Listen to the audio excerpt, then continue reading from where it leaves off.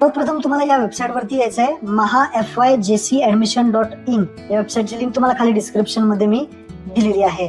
इथं आल्यानंतर तुम्हाला पाहू शकता अशा पद्धतीने इंटरफेस दिसेल. हायलाइट्स मध्ये तुम्हाला जे काही टाइम टेबल असेल, नोटीस असेल ती इथे पाहायला भेटेल. ऍडमिशन शेड्यूल मध्ये तुम्हाला टाइम टेबल पाहायला भेटेल सगळं. आणि इथे वरती सर्च कॉलेजचा ऑप्शन आहे, ज्यामध्ये कोणत्या कॉलेजमध्ये किती जागा आहेत या इथे तुम्ही सर्च करून पाहू शकता.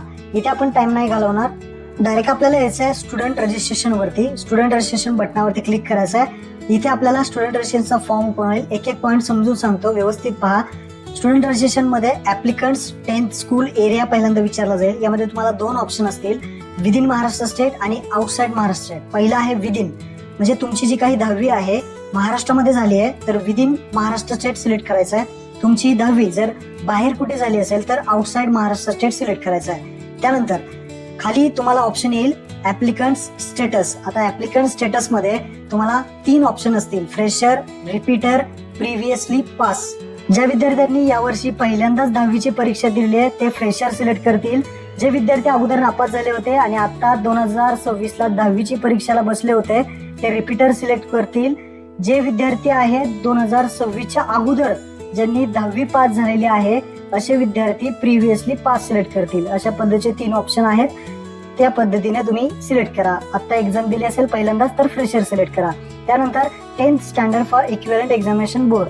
आता जे काही 10वीची परीक्षा तुम्ही दिलेली आहे तर तुम्हाला कोणतं बोर्ड होतं, SSC म्हणजे महाराष्ट्र स्टेट बोर्ड होतं का, CBSE central board of secondary education म्हणजे CBSE बोर्ड होतं का, CISE बोर्ड होतं, ICSE बोर्ड होतं का, IBचं बोर्ड होतं का, IGSESEचं बोर्ड होतं. यापैकी कोणते बोर्ड तुम्हाला होते 10वीला ते तुम्हाला इथे सिलेक्ट करायचं आहे. तर त्यापैकी एक सिलेक्ट करा आणि दुसरंच असेल तर एनी अदर बोर्ड सिलेक्ट करू शकता. त्यानंतर 10th standard or equivalent examination details. तर इथे सीट नंबर विचारला जाईल. तर तुमचा जो काही 10वीचा सीट नंबर आहे तो एक्झाम सीट नंबर इथे टाकायचा आहे आणि मदर नेम इथे टाकायचा आहे. जर तुम्ही महाराष्ट्र स्टेटचे विद्यार्थी असाल, महाराष्ट्र स्टेट बोर्डचे, तर तुम्हाला डायरेक्टली इथे व्हेरीफाय नंबरचा ऑप्शन येईल. व्हेरीफाय नंबर जर तुम्ही केलं डायरेक्टली तुमची माहिती इथे ऑटोमॅटिकली येईल. तुमचं नाव, त्यानंतर मदर नेम ऑटोमॅटिकली येईल. येस करेक्ट बरोबर असेल तर येस करेक्ट करा, ऑटोमॅटिकली आली. आणि मंथ ऑफ एक्झामिनेशन फक्त तुम्हाला सिलेक्ट करायचं आहे. तर हे मार्च, जुलै, ऑक्टोबर जे तुमचं असेल ते. तर आता मार्च मध्ये दिली तर मार्च. त्यानंतर खाली तुम्हाला ऑटोमॅटिकली इयर ऑफ एक्झाम येईल आणि नाव येईल. जर तुम्ही अदर कोणत्या बोर्डचे असतील तर ही माहिती तुम्हाला सगळी फिल करायची आहे. अदर कोणतं बोर्ड असेल तर ही माहिती सगळी इथे फिल करून घ्या. त्यानंतर ऍप्लिकंट्स कॉन्टॅक्ट डिटेल्स, इथे ईमेल आयडी विचारलाय, पूर्ण ईमेल आयडी व्यवस्थित टाका. मोबाईल नंबर इथे टाका. सिक्युरिटी क्वेश्चन आहे, यापैकी एक कोणताही तुमचा आवडता क्वेश्चन निवडा आणि त्याचं जे काही उत्तर आहे ते इथे सिक्युरिटी क्वेश्चन आन्सर या बॉक्समध्ये टाका आणि उत्तर लक्षात ठेवा, ते नंतर तुम्हाला लागू शकतं. पासवर्ड डिटेल्स मध्ये तुमचं नाव @123 अशा पासवर्ड अशा पद्धतीने बनवा. कन्फर्म पासवर्ड सुद्धा पुन्हा तोच पासवर्ड टाका आणि कॅप्चा जो इथे बॉक्समध्ये दिसतो तो टाकून राईट साईडला रजिस्टर बटन आहे त्यावरती क्लिक करा. रजिस्टर बटनावरती क्लिक केल्यानंतर तुमचं इथे लॉग इन आयडी येईल. हेच तुमचा अर्जाचा क्रमांक असतो, यालाच आपण युजर आयडी सुद्धा म्हणतो. त्यानंतर प्रोसीड टू लॉग इन पुढे वरती क्लिक करायचं आहे. प्रोसीड टू लॉग इन वरती क्लिक केल्यानंतर तुम्हाला लॉग इन आयडी भेटलेला तो टाकायचा आहे, पासवर्ड जो तुम्ही बनवला होता तो टाकायचा आहे आणि कॅप्चा टाकून लॉग इन करायचा आहे. लॉग इन केले की अशा पद्धतीने इंटरफेस तुम्हाला दिसेल. आता यामध्ये एक एक स्टेप पाहूयात. थोडं खाली आल्यानंतर पाहू शकता तुम्हाला स्टेटस दिसेल, पार्ट 1 आणि पार्ट 2चं स्टेटस. पार्ट 1 जर पाहिला तर इनकम्प्लीट आहे. आता पार्ट 1 आहे तो आपल्याला पूर्णपणे भरायचा आहे. तर डाव्या साईडला इथे तुम्हाला भरपूर ऑप्शन दिसतील. तर पार्ट 1 मध्ये ऍप्लिकेशन फॉर्म पार्ट 1 मध्ये क्लिक करायचं आहे. रजिस्ट्रेशन डिटेल्स मध्ये जायचं आहे. रजिस्ट्रेशन डिटेल्स मध्ये आल्यानंतर इथे खाली पाहू शकता तुमची जी काही माहिती आहे ही बरोबर आहे का एकदा चेक करा आणि सेव्ह आणि नेक्स्ट करा. सेव्ह आणि नेक्स्ट केल्यानंतर पर्सनल डिटेल्स मध्ये तुम्ही येणार आहात, ज्यामध्ये तुमची इथे जन्मतारीख व्यवस्थित सिलेक्ट करा जी काही असेल ते, आणि तुमची माहिती इथे बरोबर आहे का ते चेक करा. बरोबर असेल तर खाली तुम्हाला सेव्ह आणि नेक्स्ट बटनावरती क्लिक करायचं आहे. इथे कॉलेजचं नाव, कॉलेजचा नंबर वगैरे, तुमचं जेंडर, आईचं नाव, तुमचं नाव, सगळी माहिती दिसेल. जन्मतारीख बरोबर आहे का चेक करा आणि सेव्ह आणि नेक्स्ट बटनावरती क्लिक करा. त्यानंतर पुढे ऍड्रेस डिटेल्स. ऍड्रेस डिटेल्स मध्ये तुम्हाला आता जिथे तुम्ही राहताय तो ऍड्रेस तुम्हाला इथे टाकायचा आहे. आता जिथे तुम्ही राहत असाल तो ऍड्रेस या बॉक्समध्ये टाकायचा आहे. पिनकोड टाकायचा आहे. त्यानंतर आपला महाराष्ट्र स्टेट म्हणजे तुम्ही जिथे राहताय ते स्टेट. आता महाराष्ट्र स्टेटमध्ये राहतोय, महाराष्ट्र तुम्ही ज्या जिल्ह्यामध्ये राहताय तो जिल्हा इथे सिलेक्ट करायचा आहे. त्यानंतर तुमचा तालुका असेल, एरिया असेल कुठला, तो सिटी असेल, गावाचं नाव असेल तर या बॉक्समध्ये. अशा पद्धतीने टाकायचं आहे. खाली तुमचा मोबाईल नंबर दिसेल. अल्टरनेटिव्ह मोबाईल नंबर जर अजून एक कोणता घरातला असेल तो इथे टाका. ईमेल आयडी चेक करा आणि सेव्ह अँड नेक्स्ट बटनावरती क्लिक करा. पुढे येणार आहात कॅटेगरी आणि रिझर्वेशन डिटेल्स येईल. इथे पाहू शकता डिटेल्स, कॅटेगरी डिटेल्स, तुम्ही कोणत्या कॅटेगरीमध्ये आहात. ओपन असेल, SC असेल, ST असेल, VJNT, NTB, NTC, NTD, NT OBC असेल, SBC असेल, SCBC आहे, EWS, सर्व कॅटेगरी तुम्हाला दिसतील. जी तुमची कॅटेगरी असेल ती कॅटेगरी सिलेक्ट करा आणि ऍडमिशन कोणत्या कॅटेगरी मधून घ्यायचं आहे, कॅटेगरी फॉर ऍडमिशन, ती कॅटेगरी सुद्धा तुम्हाला सिलेक्ट करायची आहे. स्पेशल रिझर्वेशन डिटेल्स खाली विचारले जातील. पहिला आहे ए, does applicant belong to handicap, अपंग असेल, दिव्यांग असेल तर येस करा आणि येस केलं तर तुम्हाला सर्टिफिकेट द्यावं लागेल. नसेल तर नो करा. त्यानंतर does applicant belong to earthquake और प्रोजेक्ट अफेक्टेड, भूकंपग्रस्त प्रकल्पग्रस्त मध्ये येत असाल तर येस करा. येस केलं तर सर्टिफिकेट लागेल, नो केलं तर काही लागणार नाही. तर येस असेल येस, नो असेल नो करायचं आहे. Has applicants parents been transfer to online प्रोसेरिया, जर काही जॉईनिंग लेटर वगैरे असतं, पॅरेंट्स ट्रान्सफर करतात आपला स्टेट जे काही एरिया असेल तर येस करा. नसेल तर no. Whether applicants grand parents freedom fighter, स्वातंत्र्य सैनिक वगैरे असेल तुमचे ग्रँड पॅरेंट्स तर येस करा. नसेल तर नो. त्यानंतर does applicants parents belongs to defence service, ex serviceman, माजी सैनिक वगैरे आहेत का तुमचे पॅरेंट्स वगैरे. नसेल तर नो. येस असेल तर yes. Does applicants belong to sport category, स्पोर्ट कॅटेगरीमध्ये येत असाल तर येस करा. कोणत्या लेवलला आहे, नॅशनल इंटरनॅशनल ते सिलेक्ट करा. स्पोर्ट्समध्ये येत नसेल तर नो करा. त्यानंतर if you are falling under the category म्हणजे ऑर्फन म्हणजे अनाथ मध्ये येता का तुम्ही, तर अनाथ मध्ये येत असाल, अनाथ असाल तुम्ही, तुम्हाला कोण नसेल तर येस करा. अनाथ असाल तर तुम्हाला कॅटेगरीचं सर्टिफिकेट लागेल. नसेल तर डायरेक्टली अनाथ नसेल तर नो करा. त्यानंतर minority quota admission, minority quota admission साठी एक ऑप्शन आहे ज्यामध्ये जर तुम्ही कुठल्या बेंगाली, गुजराती, मारवाडी, सिद्धी, तमिळ, कन्नडा जे काही त्या कॅटेगरीमध्ये येत असाल तर त्यांच्यासाठी स्पेशल रिझर्वेशन कोटा असतो. तर ते येत असाल तर येस करा, बुद्धिस्ट, जैन वगैरे.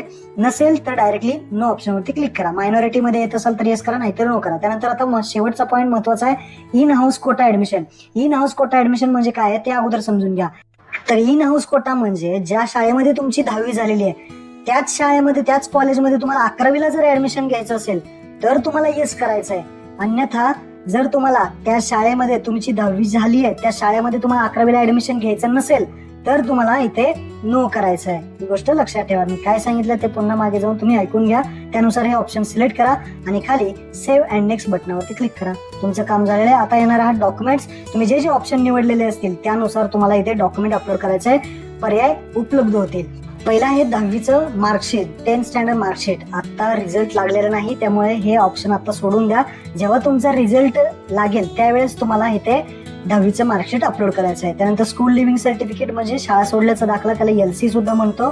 तर हा LC आता काढला असेल तर तुम्ही इथे अपलोड करून टाका, काढला नसेल तर हा ऑप्शन सोडून द्या, तुम्ही नंतर सुद्धा अपलोड करू शकता. त्यानंतर तिसरा आहे अंडरटेकिंग. हे जे अंडरटेकिंग फॉर्म आहे तो तुम्हाला डिस्क्रिप्शन मध्ये दिलेला आहे. याची हे सगळ्यांना अपलोड करायचं आहे. याची प्रिंट काढायची आहे. प्रिंट काढून अर्जाचा क्रमांक लिहायचा आहे. अर्ज क्रमांक म्हणजे तुमचा युजर ID असणार आहे तो लिहायचा आहे. त्यानंतर नाव लिहायचं आहे तुमचं, कोणत्या कॅटेगरी आहे तुमची आणि कोणत्या कॅटेगरीमध्ये ऍडमिशन केलं ते लिहायचं आहे. अन्य आरक्षणाचा लाभ घेणं असल्याचा प्रकार जर इथे काही नसेल तर इथे नाही करायचं किंवा डॅश करायचं आहे. डॅश करा. त्यानंतर मी खाली स्वाक्षरी करणार. जर विद्यार्थी कोणत्या शहरामधून तुम्ही आहात ते शहर किंवा गावाचं नाव इथे टाकायचं आहे. त्यानंतर खाली यायचं आहे. खाली हे बॉक्स आहे. पहिला आहे शाळा सोडल्याचा दाखला. शाळा सोडल्याचा दाखला आहे का तुमच्याकडे किंवा अर्जासोबत आहे का किंवा ऍडमिशनच्या वेळेस देणार आहे त्यानुसार इथे खुणा करायच्या आहेत. अर्जासोबत जर तुम्ही सादर करणार असाल तर तिथे बरोबरची खूण, जर तुम्ही ऍडमिशनच्या वेळेस करणार असाल तर त्या ऍडमिशनच्या वेळेस बरोबरची खूण, नाहीतर चुकीची खूण करायची आहे. 10वीचं जे गुणपत्रक आहे ते कधी तुम्ही देणार आहे, ऍडमिशनच्या वेळेस देणार असाल तर पुढच्या बॉक्समध्ये बरोबरची खूण नाही तर चुकीची खूण, अशा पद्धतीने तुम्हाला चुकीची आणि बरोबरची खूण करायची आहे. अर्जासोबत आणि ऍडमिशनच्या वेळेस कुठलं तुम्ही देणार आहे त्यानुसार तुम्ही तुमचा जातीचा दाखला असेल, ज्यांच्याकडे जातीचा दाखला नसेल जे ओपन मध्ये त्यांना डायरेक्ट चुकीची खूण दोन्ही साईडला करायची आहे. नॉन क्रिमिनल असेल, अन्य आरक्षण कुठलं असेल, स्वघोषणा पत्र अल्पसंख्याकांचं असेल तर यापैकी जे आहे ते बरोबर करायचं आहे. जे ऍडमिशनच्या वेळेस देणार आहे ते बरोबर आणि जे नाही त्याला आपण चुकीची खूण करायची आहे. त्यानंतर इथे दिनांक टाकायचा आहे आजचा तुम्ही जो फॉर्म भरताय. त्यानंतर विद्यार्थ्याचं नाव आणि सही करायची आणि पालकांची नाव आणि सही करायची आणि हे चूज फाईल वरती क्लिक करून हे आपल्याला जे सॅम्पल फॉर्मॅट तुम्हाला दिला होता ते आपल्याला अपलोड करायचं आहे. हे तुम्ही 1 MB पर्यंत PDF मध्ये, JPG मध्ये फोटो काढून सुद्धा अपलोड करू शकता. कसंही अपलोड करा. इथे मी अपलोड करून घेतो. तर अशा पद्धतीने हे आपण डॉक्युमेंट अपलोड केलेलं आहे. पहा अपलोड झालेलं आहे. आणि जे कास्ट सर्टिफिकेट ज्यांची कॅटेगरीमध्ये येतात त्यांना कास्ट सर्टिफिकेट अपलोड करायचा ऑप्शन येईल. जे अपंगमध्ये येतात त्यांना अपंगाचा इथे ऑप्शन येईल. त्यानुसार तुम्ही कास्ट सर्टिफिकेट सुद्धा अपलोड करून घ्या. आता सेव्ह नेक्स्ट होत नाहीये कारण हे आपला पार्ट 1 आहे. हळूहळू पुढचा येणार आहे. तर डाव्या साईडला तुम्हाला पे ऍडमिशन प्रोसेसिंग फी यावरती डायरेक्टली तुम्ही क्लिक करा. पे ऍडमिशन प्रोसेसिंग फी डाव्या साईडला क्लिक करा. Online debit card, credit card आणि पेमेंट करून घ्यायचे आपल्याला, कारण नंतर सर्व्हरचा प्रॉब्लेम येणार आहे. त्यामुळे अगोदरच पेमेंट करून घ्या म्हणजे टेन्शन नाही. हा QR कोड जनरेट होईल पेमेंट करण्यासाठी. त्याचं जे काही तुम्ही गुगल पे, फोन पे इथे जनरेट QR वरती क्लिक करा. गुगल पे, फोन पे जे काही असेल त्याने तुम्ही इथे बारकोड स्कॅन करा. तुमचं पेमेंट इथे होऊन जाईल. तर अगोदर पेमेंट करून घेतलेलं आहे. आपला पार्ट 1 जो आहे तो इथे आपला कम्प्लीट झालेला आहे. डॉक्युमेंट जे राहिलेले आहेत ते आपण नंतर सुद्धा अपलोड करू शकतो. अजून आपल्याला पार्ट 2 बघायचा आहे. तो आपण थोड्या दिवसाने त्याचा व्हिडिओ येणारच आहे. तर हा पार्ट 1 आता जेवढी माहिती मी मला सांगितली आहे ती माहिती भरून घ्या. रिझल्ट लागल्यानंतर आणि पार्ट 2 चालू होईल आणि त्यावेळेस मग आपण ते बाकीची सगळी माहिती बघणार आहोत पार्ट 2 ची. इथे पहा पार्ट 1 ची जी काही प्रिंट आहे ती तुम्हाला प्रिंट सुद्धा येईल. पेमेंट करण्याची प्रिंट सुद्धा येईल. ते प्रिंट काढून तुम्ही सेव्ह करून ठेवू शकता.